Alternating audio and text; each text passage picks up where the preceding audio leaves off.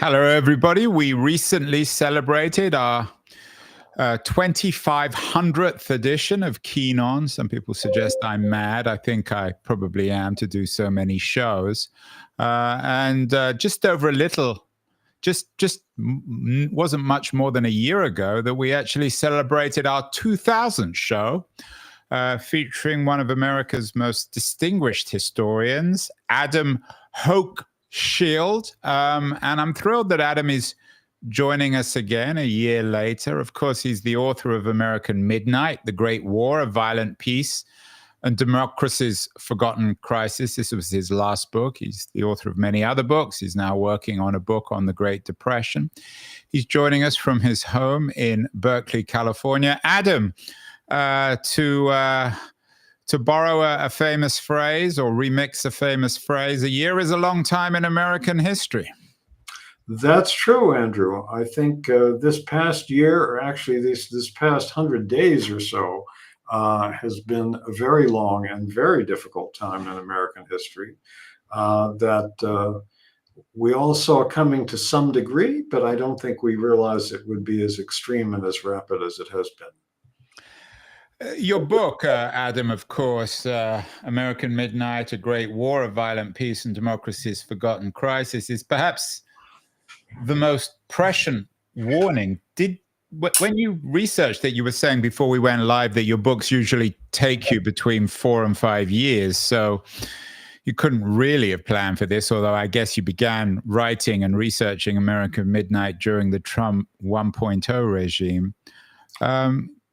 Did you write it as a warning to something like is happening today in America? Well, I did start writing it and did most of the work on it during Trump's first term in office. So I was very struck by the parallels. And, you know, they're there in plain sight for everybody to see. There are various dark currents that run through this country of ours. Nativism, threats to deport troublemakers,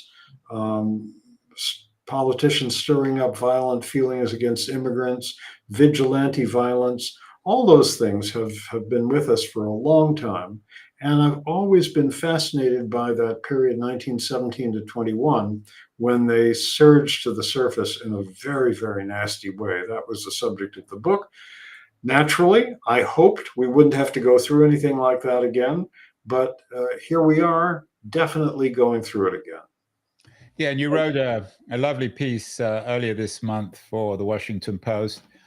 America was at its Trumpiest 100 years ago. Here's how to prevent the worst. What did you mean by Trumpiest, Adam? I'm not sure if you came up with that title, but I know you like the term. You begin the essay. What was the Trumpiest period in American life before Donald Trump? Well, I didn't invent the word, but I certainly did use it in the piece. What I meant by that is that when you look at this period just over 100 years ago, and I'm talking about 1917 to 1921, Woodrow Wilson's second term in office, two things happened in 1917 that kicked off a kind of hysteria in this country. One was that Wilson asked the American Congress to declare war on Germany, which it promptly did. And when a country enters a major war, especially a world war, and then it was the largest war the world had ever yet seen, it sets off a kind of hysteria. And then that was redoubled some months later when the country received news of the Russian Revolution, and many people in the establishment in America were afraid the Russian Revolution might come to the United States. So a number of things happened. One was that there was a total hysteria against all things German. There were bonfires of German books all around the country. People would take German books out of libraries, schools, college and university libraries, and burn them in the street. 19 such bonfires in Ohio alone. You can see pictures of it on the internet. You know, there was hysteria against the German language. I heard about this from my father as I was growing up because his father was a Jewish immigrant from Germany. They lived in New York City. They spoke German around the family dinner table, but they were terrified of doing so on the street because you could get beaten up for that.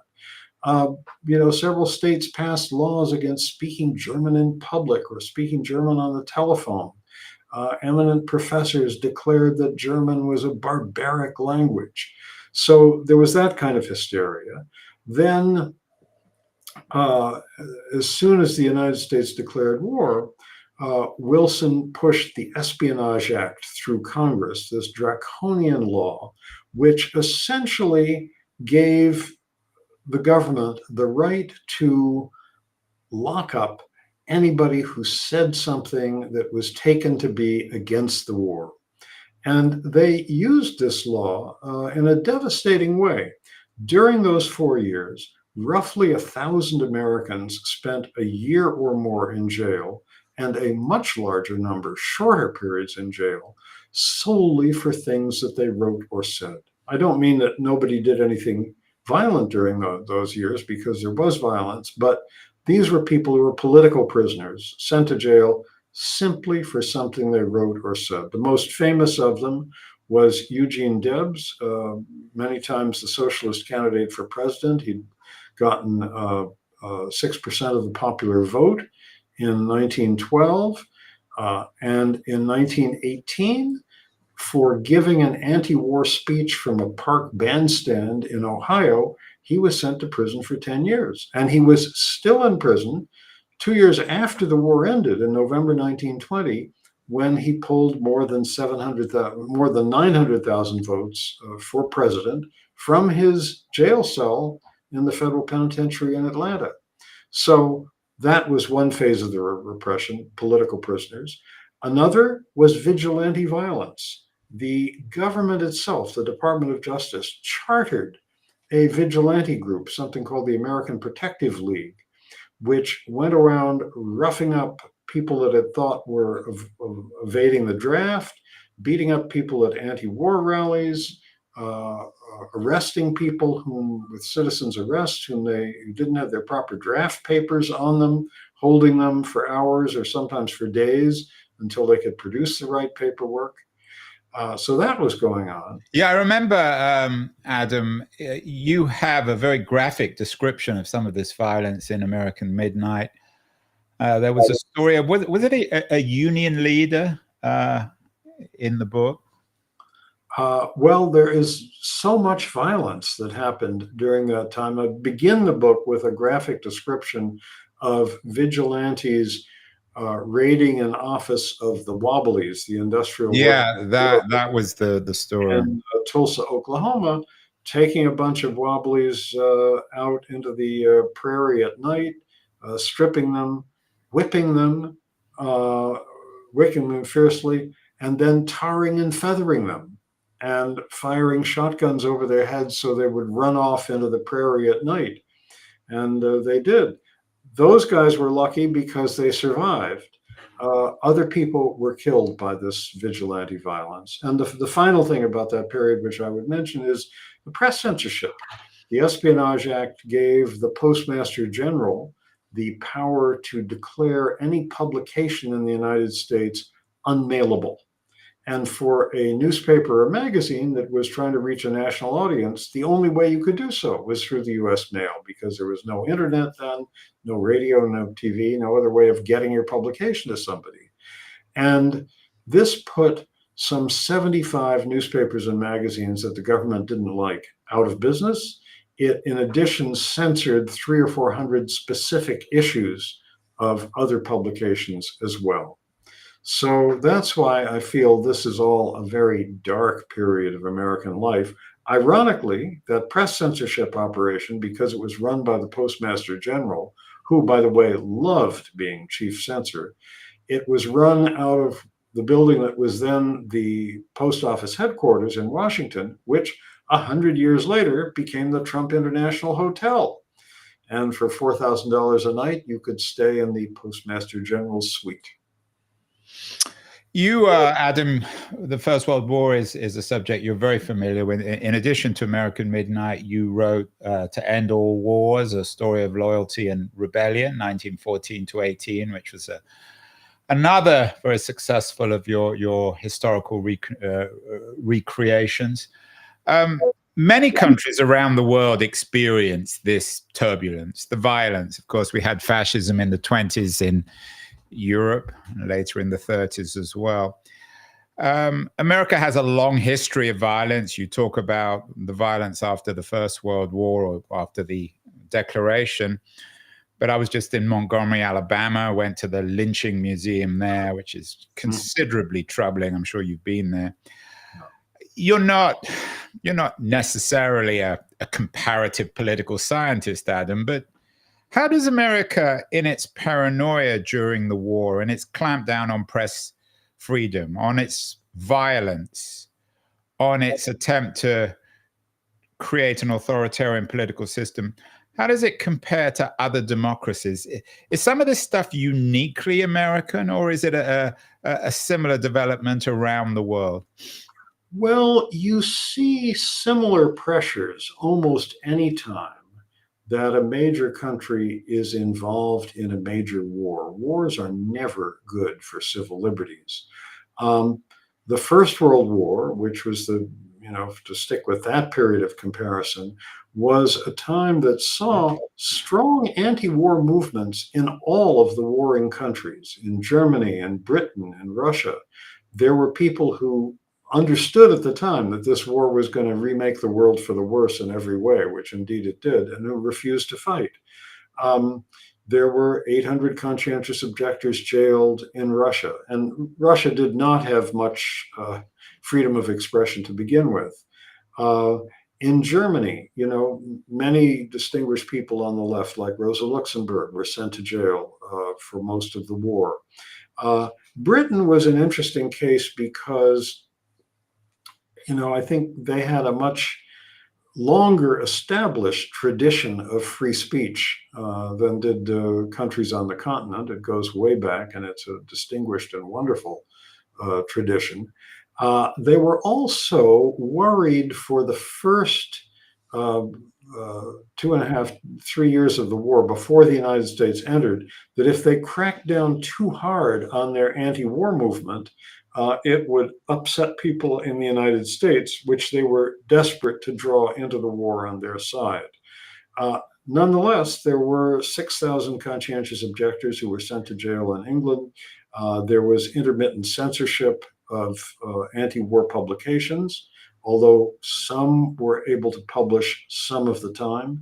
There were many distinguished Britons, such as Bertrand Russell, the philosopher who later won the Nobel Prize, sent to jail for 6 months for his opposition to the war. So some of this happened all over. But I think in the United States, especially with these vigilante groups, it took a more violent form because, remember, the country at that time was only a few decades away from these frontier wars with the Indians. And the westward expansion of the United States during the 19th century, the western expansion of white settlement, was an enormously bloody business that was, almost genocidal for the Native Americans. Many people had participated in that. Many people saw that violence as integral to what the country was. So there was a pretty well-established tradition of settling differences violently.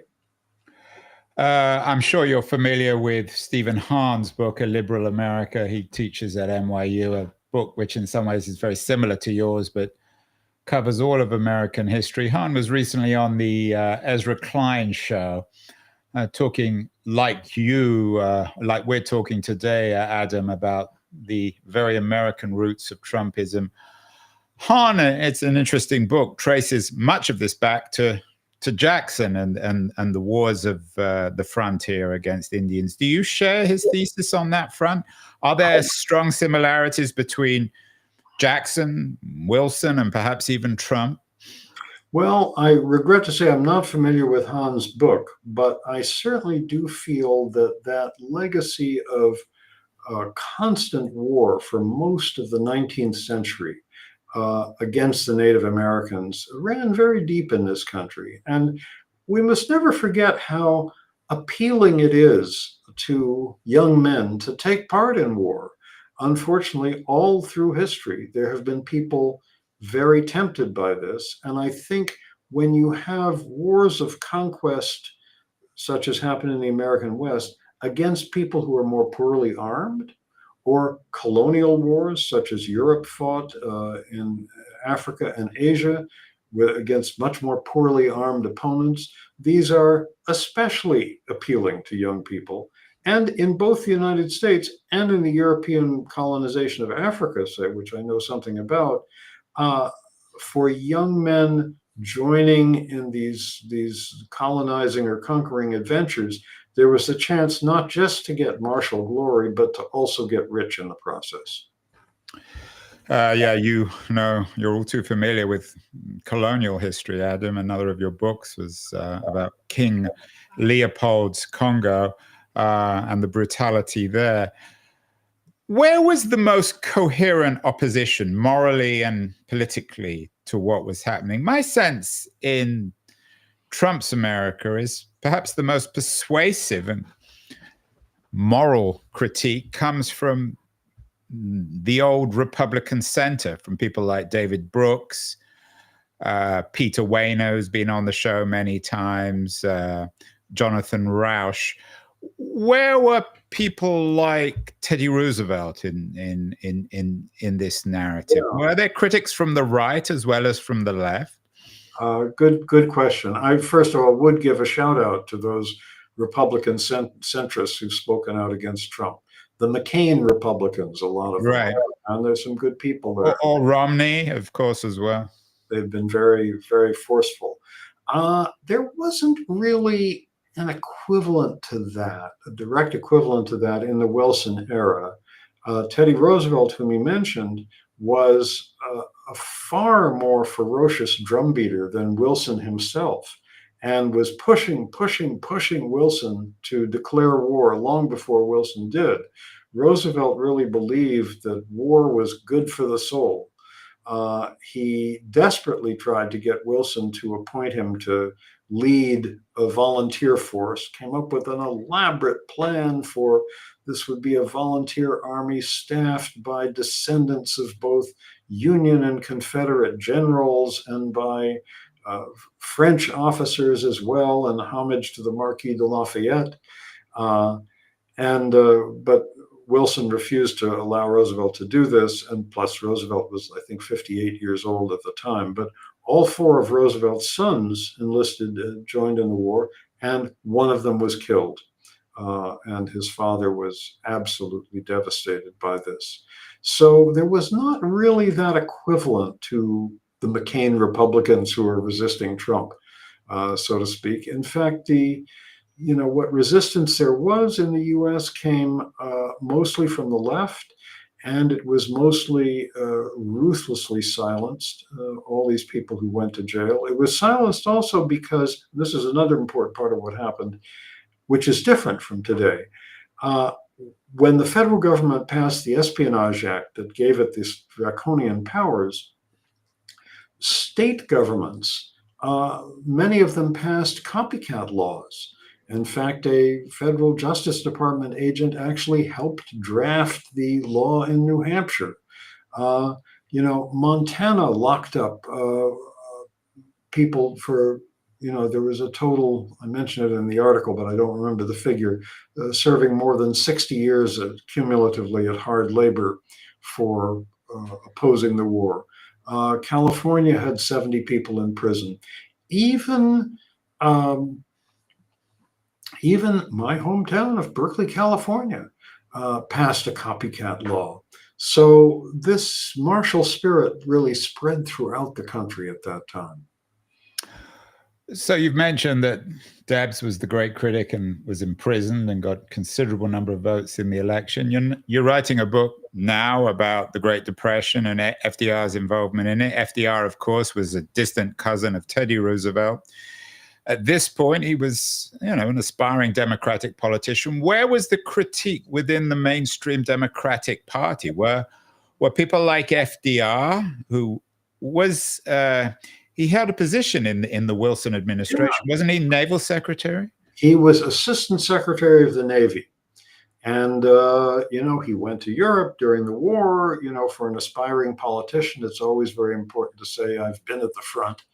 And so he went to Europe during the war and certainly uh, made no sign of resistance. And then in 1920, he was the Democratic candidate for vice president.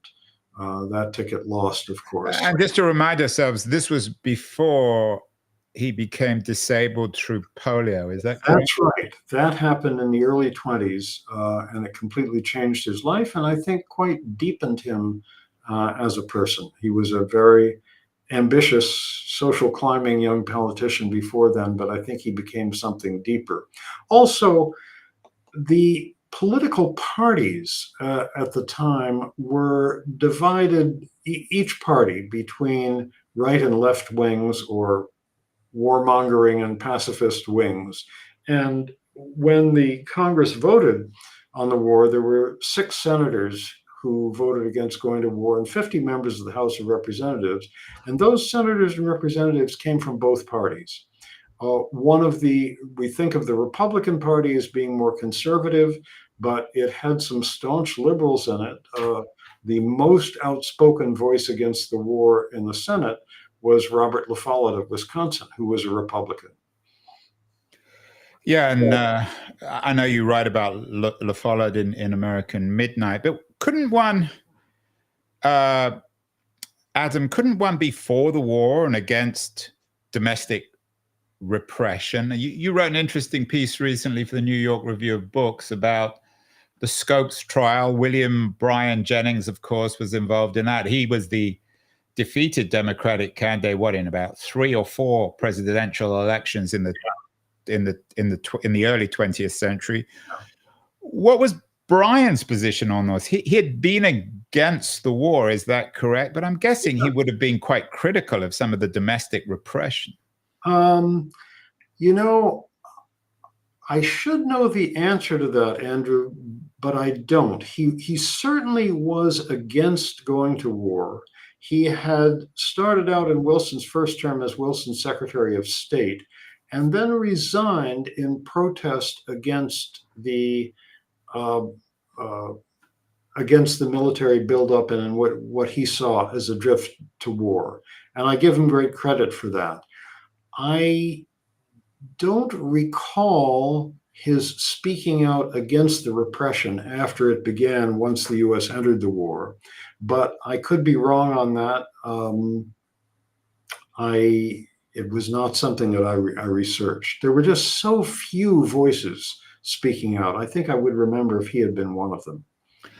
Adam, again, I'm thinking out loud here, so please correct me if this is a dumb question. But would it be fair to say that one of the things that distinguished the United States from the European powers, that during the First World War, in this period, it remained an incredibly insular provincial place, barely involved in international politics, where the population, many of them were migrants themselves who had come from Europe, but nonetheless cut off from the world. And much of that accounted for the anti-immigrant, anti-foreign hysteria that exists in many countries, but perhaps it was a little bit more pronounced in the America of the early 20th century, and perhaps in some ways in the early 21st century. Well, we remain a pretty insular place. That's what I meant, yeah. World in many ways. A few years ago, I remember seeing the statistic in the New York Times. I have not checked to see whether it's still the case, but I suspect it is, that half the members of the United States Congress do not have passports. And, we are more cut off from the world than people living in most of the countries of Europe, for example. And I think that does account for some of the tremendous feeling against immigrants and refugees, although, of course, this is something that is common not just in Europe, but in many countries all over the world. And I fear it's going to get all the stronger as climate change generates more and more refugees from the center of the earth going to places farther north or farther south where they can get away from parts of the world that have become almost unlivable because of climate change. Yeah, I wonder, Democratic Congress people perhaps aren't leaving the country because they fear they won't be let back in. What were the concrete consequences of all this? You write in your book about a young lawyer, J. Edgar Hoover, of course, who made his name in this period. He was very much involved in the Palmer raids. He worked, I think his first job was for Palmer. How do you see this structurally? Of course, many historians, biographers of Hoover, have seen this as the beginning of some sort of American security state. Is that overreading it, exaggerating what happened in this period?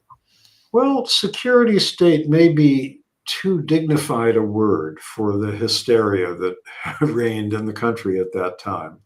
Um, one of the things we've long had in the United States is a hysteria, paranoia directed at immigrants who are coming from what seems to be a new and threatening part of the world. In the mid 19th century, for example, we had the Know Nothing Party, as it was called, who were violently opposed to Catholic immigrants coming from Ireland. Now, they were people of Anglo Saxon descent, pretty much, who felt that these Irish Catholics were a tremendous threat to the America that they knew. There was much violence. There were people killed in riots against Catholic immigrants. There were Catholic merchants who had their stores burned and so on. Then it began to shift. The Irish sort of became acceptable, but by the end of the 19th century, beginning of the 20th century, the immigrants coming from Europe were now coming primarily from Southern and Eastern Europe. In other words, Italians, Sicilians, Poles, and Jews. And they became the target of the anti-immigrant crusaders with much hysteria directed against them. It was further inflamed at that time by the eugenics movement, which was something very, very strong, where people believed that there was a Nordic race that was somehow superior to everybody else, that the Mediterraneans were inferior people, and that the Africans were so far down the scale, barely worth talking about. And this culminated in 1924 with the passage of the Johnson-Reed Immigration Act that year, which basically slammed the door completely on immigrants coming from Asia and slowed to an absolute trickle those coming from Europe for the next 40 years or so. Yeah, it wasn't. It was the mid '60s that the immigration change, which is often overlooked. Some people, even on the left, suggest that it was a mistake to radically reform the Immigration Act because we would inevitably found ourselves back in this situation. And what you think about that, Adam? Well, I think we do. I think a country has the right to regulate to some degree its immigration, but there always will be immigration in this world. I mean, my ancestors all came from other countries. The Jewish side of my family, I'm half Jewish, were lucky to get out of Europe in plenty of time. Some relatives who stayed there were not lucky and perished in the Holocaust. So who am I to say that somebody, fleeing a repressive regime in El Salvador or somewhere else doesn't have the right to come here? I think we should be pretty tolerant, especially if people fleeing countries where they really risk death for one reason or another. But there is always going to be this strong anti-immigrant feeling because unscrupulous politicians like Donald Trump, and he has many, many predecessors in this country, can point to immigrants and blame them for the economic misfortunes that many Americans are experiencing for reasons that don't have anything to do with immigration. Let's fast forward, Adam, to today. You were involved in an interesting conversation on The Nation about the role of universities in the resistance. What do you make of this first 100 year? I was going to say 100 years. That would be a Freudian error. 100 days of the Trump regime, the role of big law, big universities, newspapers, media outlets in this emerging opposition. Are you chilled or encouraged? Yeah. Well, I hope it's 100 days and not 100 years. Yeah, Uh, so do I. I am moderately encouraged. I was certainly deeply disappointed at the outset to see, all of those tech titans go to Washington, kiss the ring, contribute to Trump's inauguration festivities, be there in the front row. A very, very depressing spectacle, which kind of reminds one of how all the big German industrialists fell into line so quickly behind Hitler. And I'm particularly depressed to see the changes in the media. Both the Los Angeles Times and the Washington Post becoming much more tame when it came to, endorsing. I think one of the reasons for that, Adam, of course, is that you're a long-time professor at the journalism school at UC Berkeley, so you've been on the front lines of this. Yeah. So I really care about a lively press that has free expression. And, we also have a huge part of the media, like Fox News and One American Network and other outlets that are just pouring forth a constant fire hose of lies and falsehoods. And you're being kind at calling it a fire hose. I think we could come up with other terms for it. Niagara. Yeah. Anyway. A sewage pipe, but that's another issue. But I'm encouraged when I see media organizations that, take a stand. There are places like the New York Times, like CNN, like MSNBC, like the major TV networks, which you can read or watch and really find an honest picture of what's going on. And I think that's a tremendously important thing for a country to have. And that you look at the countries that Donald Trump admires, like Putin's Russia, for example, they don't have this. So I value that. I want to keep it. I think that's tremendously important. I was sorry, of course, that so many of those big law firms immediately caved to these ridiculous and unprecedented demands that he made. Contributing pro bono work to his causes in return for not getting banned from government buildings. Nothing like that has happened in American history before. And the people in those firms that made those decisions should really be ashamed of themselves. I was glad to see Harvard University, which happens to be my alma mater, be defiant after caving in a little bit on a couple of issues. They finally put their foot down and said no. And I must say, feeling Harvard patriotism is a very rare emotion for me, but this is the first time in 50 years that I've felt some of it. And you may even give a donation, Adam.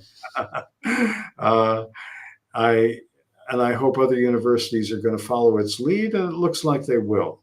But this is pretty unprecedented. A president coming after universities with this determined a ferocity. And he's going after nonprofit organizations as well. There will be many fights there as well. I'm sure we're just waiting to hear about the next wave of attacks, which will be on places like the Ford Foundation and the Carnegie Corporation and other big nonprofits. So hold on and wait for that. And I hope they are as defiant as possible too. Yeah, it's a little bit jarring to hear a wise historian like yourself use the word unprecedented. Is there much else of this, given that we're talking historically and the similarities with the period after the First World War? Is there anything else unprecedented about Trumpism? Well, I think in a way, that we have often had, or not often, but certainly sometimes had presidents in this country who wanted to assume almost dictatorial powers. Richard Nixon certainly is the most recent case before Trump. And he was eventually, stopped and forced to leave office.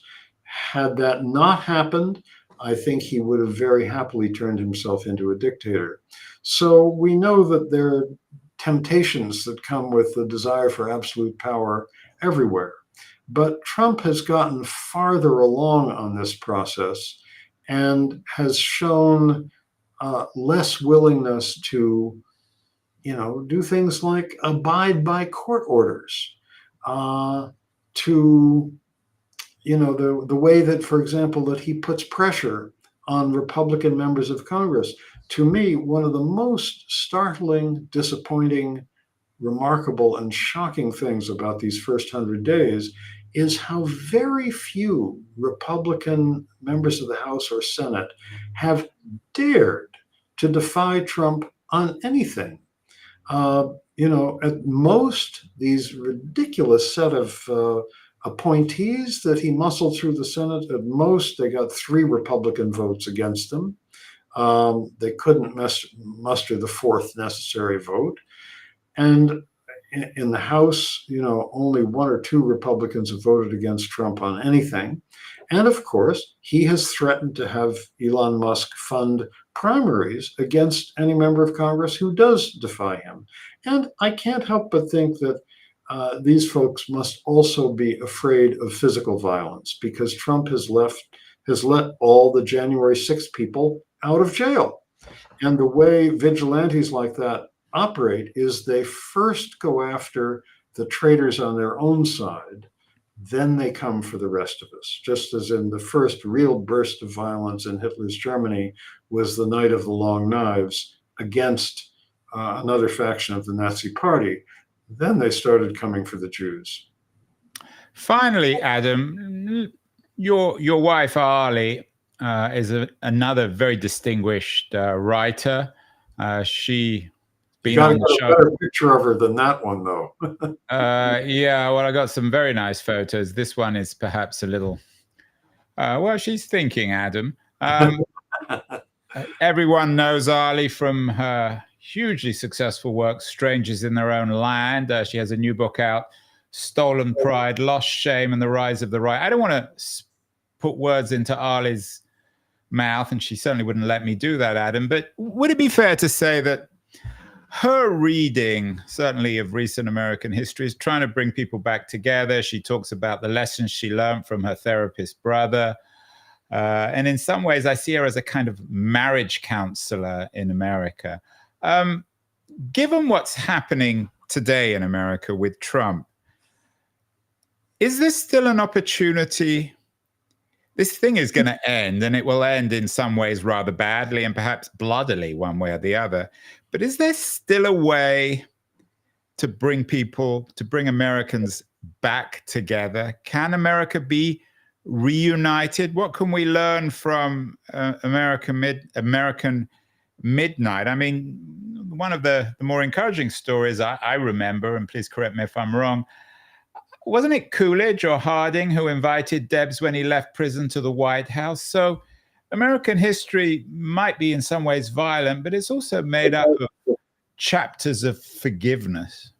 That's true. I mean, that Debs Harding example is a wonderful one. Here is Debs, sent to prison by Woodrow Wilson for a 10-year term.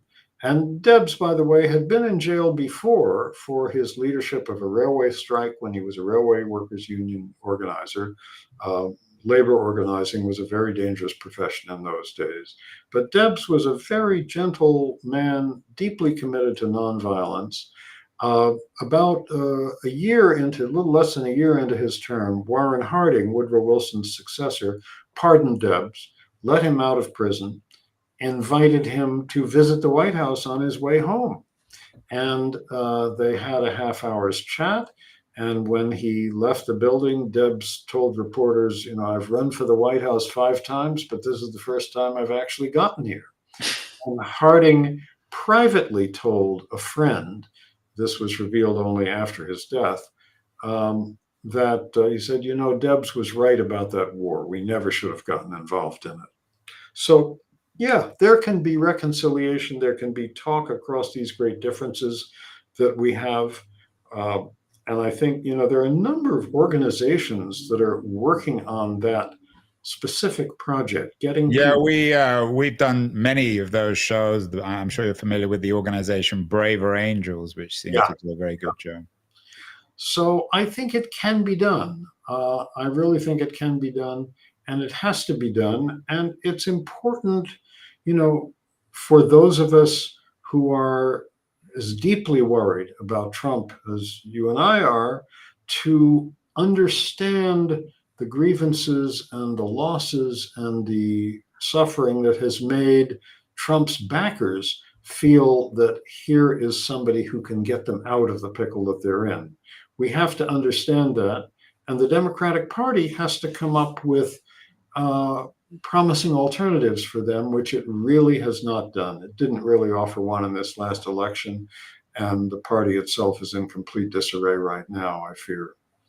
Yeah, I think perhaps Arlie should run for president. She certainly did a better job than Kamala Harris in explaining it. And of course, they're both from Berkeley.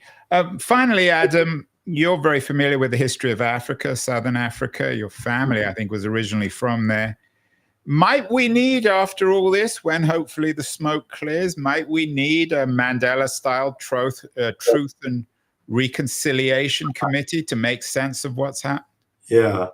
My family's actually not from there, but they were in business there at one point. Right.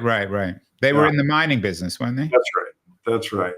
A Truth and Reconciliation Committee. Well, I don't think it would be on quite the same model as South Africa's, but I certainly think we need to find some way of talking across the differences that we have. And coming from the left side of that divide, I just feel all too often when I'm talking to people who feel as I do about the world, that there is a kind of contempt or disinterest in Trump's backers. These are people that I want to understand, that we need to understand. We need to understand them in order to hear what their real grievances are and to develop alternative policies that are going to give them a real alternative to vote for. Unless we can do that, we're going to have Trump and his like for a long time, I fear. Wise words, Adam. I hope in the next 500 episodes of this show, things will improve. We'll get you back on the show. Keep doing your important work, and I'm very excited to learn more about your new project, which we'll come to in the next few months or certainly years. Thank you so much. Okay, thank you, Andrew. Good being